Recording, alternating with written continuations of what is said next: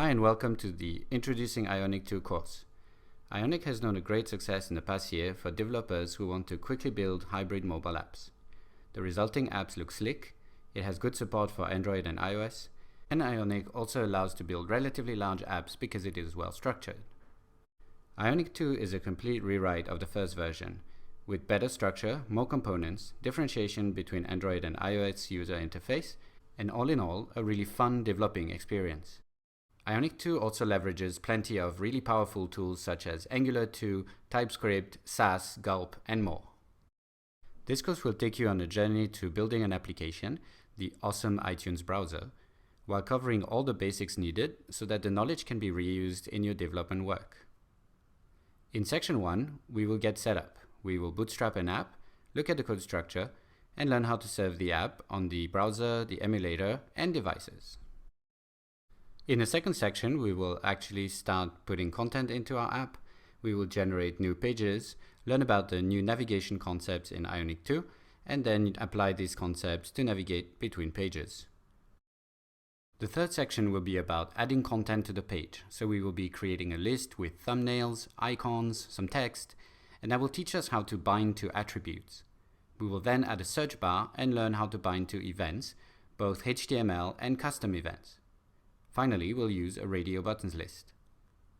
In section 4, we'll focus on logic with services. We'll start with built-in services such as HTTP, and we'll learn how to make API calls, and then creating our own service and make JSONP calls to avoid cross-origin restrictions. In section 5, we will go back to Ionic 2 components, but slightly more complex ones this time. We'll be using an action sheet, which is very nice for call for actions, a modal to present extra data, and a pool to refresh.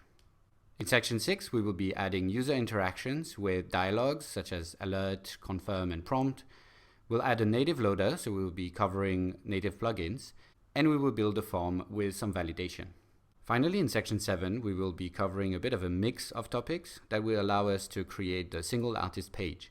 We will start with some styling or theming. We'll look into navigation with parameters, use one more Ionic 2 component, the Ion slides, and finally look into how pipes can be used to transform data in the template. Now the course will be completely hands-on, and we will be building this iTunes browser app. Each and every step of the code can be found at this repository, and feel free to clone it and create issues for comments and questions about the course, and I will reply as soon as possible. Each section and each video uses a tag to identify the corresponding code, so you should be able to follow the progress quite easily. Note that Ionic 2 is still in alpha, which means that we can expect breaking changes from one version to the next. At the time of the recording, Ionic 2's version is alpha 52, so do expect some slightly different code in future versions. On the repository, I will be creating new branches and adapt the code accordingly when new major versions come out. So I hope you enjoyed this course. Let's get started with our app.